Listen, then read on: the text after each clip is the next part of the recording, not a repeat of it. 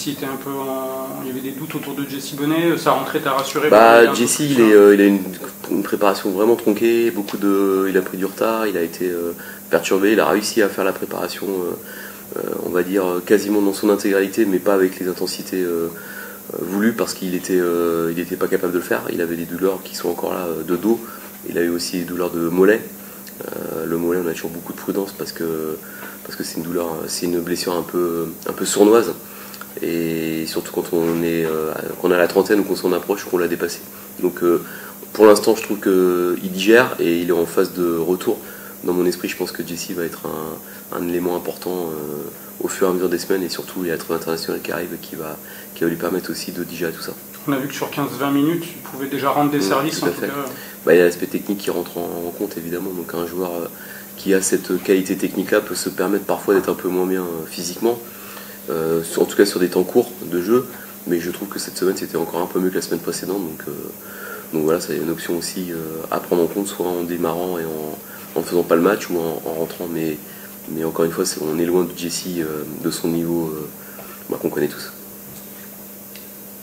L'événement de la semaine, c'est le départ de Brice Maubleu. Comment ça se passe, la vie sans Maubleu depuis son officialisation? Comment ça se passe, la vie suit son cours, hein. Ce sont évidemment des moments importants dans la vie d'un club, quand un joueur aussi je vais même employer le terme de légendaire, hein, parce que c'est le cas, quelqu'un qui a marqué le club par son impact sportif, par sa qualité humaine, par sa dimension, on va dire, même extra-football. Donc forcément, c'est un garçon qui prenait de la place en toute humilité, mais qui prenait beaucoup de place, sans le vouloir, forcément. Donc oui, forcément, quand on n'a plus Brice dans notre vestiaire, c'est un moins, on ne va pas dire le contraire, mais il faut qu'on se réinvente et qu'on continue de vivre notre aventure sportive sans lui. Après, humainement, il sera toujours auprès du club et de ses coéquipiers, mais il ne portera plus les mêmes couleurs cette saison. Donc voilà, forcément, c'est pas quelque chose de très agréable de perdre un joueur comme ça, mais on est tous très contents pour lui, parce que je pense que c'est quelque chose qu'il a voulu, et même s'il n'a pas forcé les choses, quand on a une opportunité comme ça, il est normal à son âge qu'on puisse y réfléchir. Est-ce que la question du recrutement d'un nouveau gardien se pose? Oui, forcément. Oui, il y a évidemment des questions, on ne peut pas ne pas y réfléchir, ça fait partie de notre métier. Il est difficile de remplacer sportivement Brice Maubleu, ça c'est clair, parce que son expérience, son vécu, l'impact qu'il a sur ses coéquipiers, c'est quelque chose de difficile à remplacer. Maintenant, personne n'était remplaçable, il y a toujours des gens qui prennent la suite, il faut qu'on fasse les meilleurs choix entre ce qu'on a en interne et ce qu'on peut faire en externe. Pour l'instant, les éléments sont posés, on réfléchit à tout ça. Ce qui est sûr, c'est qu'on a déjà 2 bons gardiens en interne, donc on va déjà bien utiliser, on va dire, auditer ce qu'on a pour faire les bons choix. Vous avez déjà mis des joueurs à l'essai dans la semaine? Oui, on a pris un jeune gardien que je connaissais de Sochaux, qu'Arnaud a voulu voir à l'entraînement, mais c'est un jeune gardien qui est un gardien plus en devenir qu'un gardien capable de jouer tout de suite en Ligue 2. L'an dernier, quand vous n'étiez pas là, il y a eu certains matchs où Brice ne jouait pas, c'était Bobby qui allait jouer. Est-ce que maintenant, sans savoir si un nouveau gardien va arriver, est-ce que pour vous il y a une hiérarchie entre... Alors déjà, la hiérarchie, elle avait été modifiée. Arnaud avait changé la hiérarchie des gardiens, c'était Mamad qui était passé numéro 2. Alors un numéro 2, j'aime pas trop les chiffres parce que ça donne l'impression que les choses sont figées. Au début de la saison, la hiérarchie c'était 1 Brice, 2 Mamad, 3 Bobby. Et Bobby qui avait un rôle en même temps important dans la dimension sportive, mais aussi la dimension humaine pour accompagner et Brice et Mamad. Donc pour l'instant, la hiérarchie, tout le monde monte d'un cran. Donc c'est plutôt Mamad qui sera numéro 1 qui jouera demain. Et pour le reste, comme je le dis, et je me bats avec ces idées-là, c'est que dans le foot, rien n'est donné, il faut aller le chercher. Et de décider des choses dans un bureau, c'est une chose, c'est sur le terrain que les choses se font. Par contre, notre métier à nous, c'est de donner de la confiance et d'accompagner les talents et de les mettre dans les meilleures dispositions possibles pour les gardiens comme pour les autres, en sachant que le poste de gardien est très spécifique. Mamadou, il n'a pas encore été numéro 1 dans sa carrière, ou erreur de ma part. Sur ce que vous avez vu depuis qu'il est là, est-ce qu'il a l'étoffe, l'envergure pour vous, qui fait que peut-être vous n'allez pas recruter de la même façon Moi, je fais toujours confiance aux experts du poste, et on a la chance d'avoir un très bon dans le club, Arnaud, qui est le plus compétent pour évaluer le niveau de Mamad et de tous les gardiens d'une façon générale. Moi, ce que j'attends du gardien dans mon but en tant qu'entraîneur, c'est du charisme, c'est du leadership, que ce soit quelqu'un qui soit un relais tactique et qui puisse rentrer dans mon modèle de jeu par rapport à des ressorties de balles ou à des hauteurs de bloc. Voilà, mais pour le reste, ce que j'ai vu de Mamad, c'est que c'est un gros potentiel.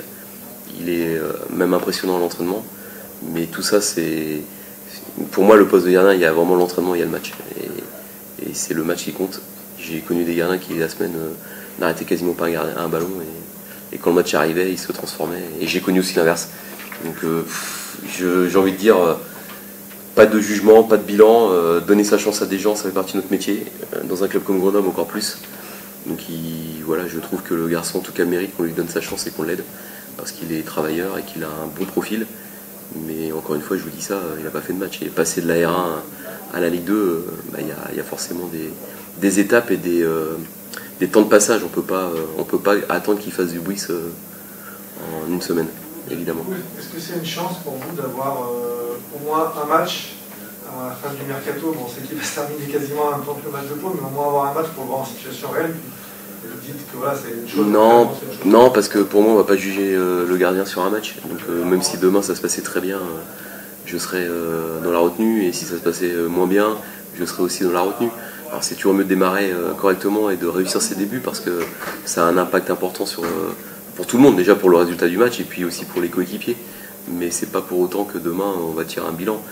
En plus, la fin de mercato va arriver très vite. Le vendredi, on sera nous en préparation de match. Le jeudi, on sera en J-1. Donc moi, à un moment donné, je vais aussi plutôt me concentrer sur mes joueurs que sur l'extérieur. C'est vrai que des départs comme ça, c'est toujours difficile à combler, parce qu'il y a un marché des gardiens qui est pas simple. Et puis en plus, on ne veut pas non plus rajouter quelque chose et que ça fasse un mois au final. On veut garder un équilibre, une harmonie. Donc il faut prendre tout en compte. Après, moi, si vous me posez la question, je veux forcément avoir les meilleurs au meilleur poste dans le cadre du budget qui nous est alloué. Mais c'est pas juste la qualité du gardien qui fait le vrai apport. Le vrai apport, il rentre dans une harmonie d'équipe et de stratégie aussi générale. Est-ce que ça peut t'inciter à appréhender le match de Lorient différemment, d'avoir un nouveau gardien, en étant plus prudent par exemple? Sur la prudence, non, parce que quand un jeune gardien rentre dans le... On va pas non plus faire une stratégie pour lui, ça serait lui mettre trop de pression. Il faut qu'il soit lui-même. Voilà, j'ai envie de lui dire, il a fait des matchs déjà en amical contre des Ligue 1, il a été capable de nous montrer des belles choses. Voilà, il faut qu'il soit lui-même, et puis Arnaud va le préparer. A déjà forcément commencé à le préparer pour ce match, mais à un moment donné, il n'y a pas des longs discours à faire. Un joueur de foot, s'il est professionnel, c'est qu'il a les qualités, c'est à lui de faire du Mamad, et on a confiance en lui. Et je pense que son souhait, c'est à un moment donné d'avoir sa chance, il l'a, et voilà, j'ai envie de lui dire, éclate-toi et amuse-toi. Voilà. Est-ce que Bobby il est 100% apte sur une feuille de match? Je demande ça parce que je suis passé à cet entraînement, je ne l'ai pas vu, mais bon, on voit pas tout. Non, il est apte. Il a été géré. D'ailleurs, vous n'avez pas dû le voir qu'une seule fois, parce qu'il a fait tous les entraînements. Donc, je pense qu'il n'y a qu'une fois que vous ne l'avez pas vu, c'est hier, sinon il a fait tous les entraînements. Donc il est apte. Il a une petite tendinite, c'est ouais, ça, mais rien de méchant.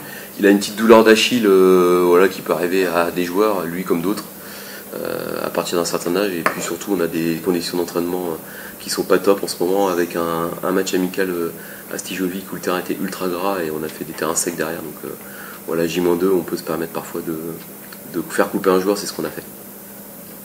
Bon, malgré le départ, est-ce que la victoire a quand même mis les gens globalement de bonne humeur cette semaine avant? Ouais, il y a une bonne humeur. Après, les périodes de mercato, c'est toujours polluant. Moi, j'ai hâte que ça se termine, parce que on est là. Alors pour le coup, on le vit plutôt bien, mais voilà, vous savez, le jeudi, il n'y a pas de départ de Brice. Le samedi, il vidait son vestiaire et il partait. Donc quand on est entraîneur, préparer sa saison, ça démarre toujours par son gardien. Donc c'est toujours des exercices. La réadaptation, elle est permanente et c'est parfois usant. On ne peut jamais savoir réellement sur qui on va pouvoir compter, la preuve.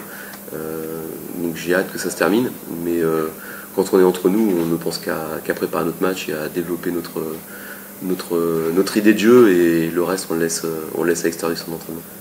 Est-ce que si l'effectif il reste au 31 août, qu'il est à l'instant T, ça vous satisfait, ou vous attendez éventuellement encore vous, coach? Moi, si vous me demandez au coach, non, il y a eu 6 départs, 2 arrivées, des jeunes joueurs. Voilà, j'aime travailler avec des effectifs réduits, mais qui soient, on va dire, complétés par des jeunes de la formation. C'est ça le meilleur modèle. Là, on a l'effectif réduit, mais on n'a pas la formation. Donc ça veut dire qu'il faut anticiper les besoins en amont, parce qu'on sait qu'on n'a pas la capacité d'aller chercher 3 ou 4 jeunes au centre de formation, parce que pour l'instant, il n'y a pas de centre de formation et les joueurs, les meilleurs jeunes, ils sont déjà avec nous. Et il y a encore du travail pour que ces garçons-là puissent postuler à la Ligue 2. Donc voilà, on sait que ça fait partie du développement du club. À moyen terme, il y aura un centre. Pour l'instant, il n'y en a pas. Donc il faut prévoir un groupe, j'ai envie de dire, bien calibré, pas trop de joueurs, mais suffisamment, pour être performant 34 journées, 2, avoir des options tactiques un peu différentes, 3, avoir une concurrence suffisamment saine pour que les joueurs ne dorment pas. Parce qu'un joueur de foot, il a besoin parfois d'être stimulé par la concurrence, et c'est ce qui rend meilleur. Là, je pense qu'avec 2 joueurs de plus, on serait bien, sans départ, mais c'est pas ce qui se passera, donc je fais ce qu'il y a. C'est que ton manager n'a pas toujours aimé les joueurs prêtés. Est-ce que toi, c'est quelque chose qui te dérange de jouer avec un joueur qui... Non, ça me dérange pas, parce que j'ai eu de belles réussites sur des joueurs prêtés, j'ai eu aussi des échecs, mais je comprends l'idée de ne pas développer des joueurs prêtés. Mais une année, j'ai eu Mateta à 17 buts en championnat, prêté, voilà, personne s'en est plaint. Et on était dans un club formateur en plus, donc c'est toujours dur de prendre un jeune de l'extérieur, de le développer au détriment d'un jeune. Mais je comprends tout à fait l'idée, moi ça me dérange pas. Pour moi, la seule chose qui compte, c'est est-ce que c'est un joueur qui nous apporte un réel plus ou pas. Et deuxième chose, est-ce que dans le développement du joueur, le club va s'y retrouver. Voilà, des fois, il y a des deals qui peuvent aussi permettre de s'y retrouver, mais non, je comprends tout à fait. Et de toute façon, ça fait partie d'un modèle et d'un projet club, et il faut s'y confronter.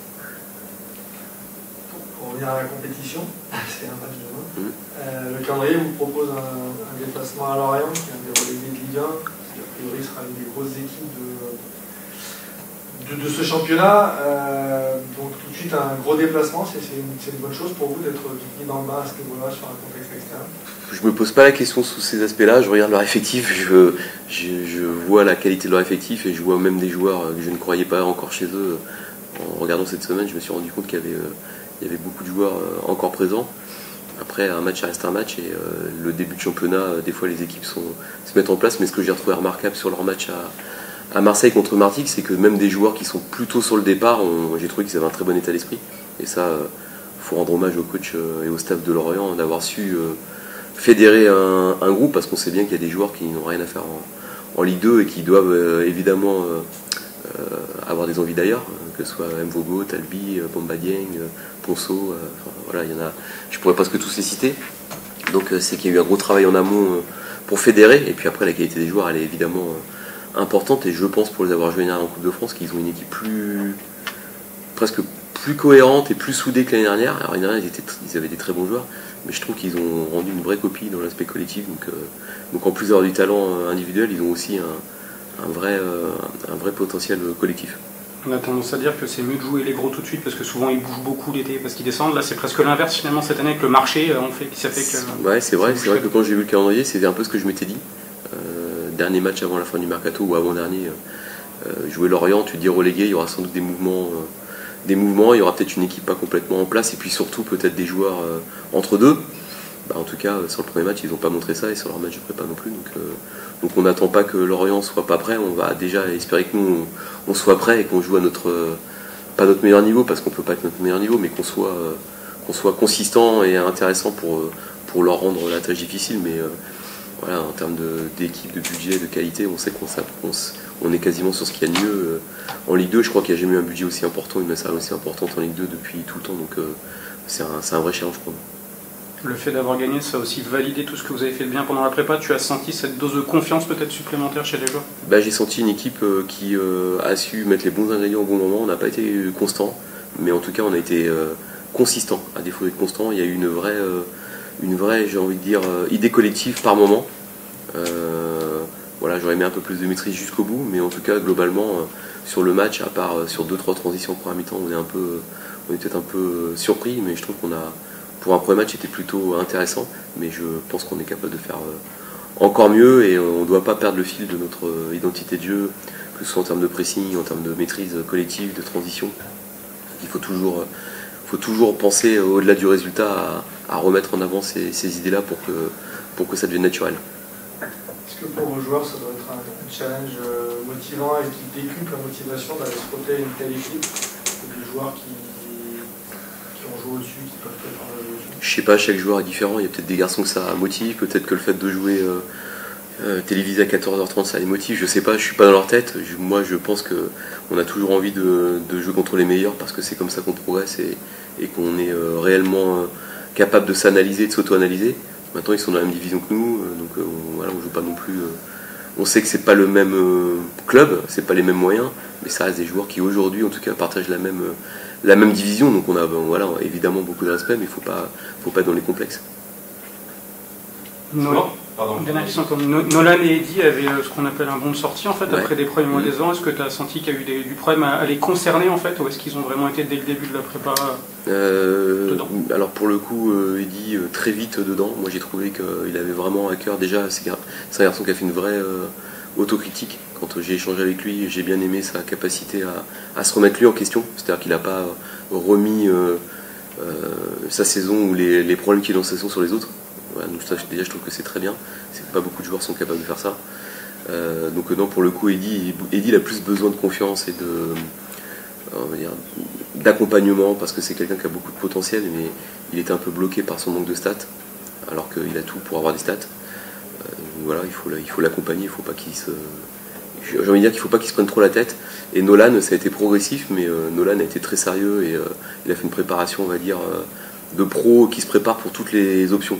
Je reste pas. Quoi qu'il arrive, il faudra que je sois prêt. Et c'est ce qu'il faut faire en fait. Et pour le coup, dans le projet Grenoble, il a trouvé une place, il a trouvé son rôle dans un secteur de jeu et de la concurrence. Et pour l'instant, il répond au présent. Donc voilà, il s'est comporté comme un vrai professionnel et il faut le saluer. De ton point de vue à toi, en fait, c'est des joueurs à qui tu as pu dire aussi que tu comptais sur eux sur la saison? Sincèrement, même pas. Même pas parce que, alors Eddy, je lui ai parlé parce que j'aime le joueur, mais évidemment j'aime bien Nolan aussi, mais je trouvais qu'il manquait de confiance et que je trouvais qu'il y avait un décalage entre ce qu'il est capable de faire et ce qu'il faisait. Et pas parce qu'il n'a pas envie, mais il y a des joueurs qui sont un peu Jean foutistes, lui c'est plus qui prend les choses trop à cœur parfois. Donc j'ai parlé avec lui, mais non, parce que j'ai pas voulu aller trop vite dans les discussions parce que je sais que tout peut changer. Et tu vas dire quelque chose début juillet et ça va pas se passer comme ça. Donc j'ai plutôt voulu apprendre à les connaître, à discuter avec eux et à pas me projeter pour insulter l'avenir ou pour dire on va faire ci, on va faire ça. Je laisse le temps faire. Puis ça se trouve dans 3 jours il y en a des deux qui sera plus là et voilà, on pourra le remercier pour son mois de juillet, son mois d'août, mais pas plus que ça en fait.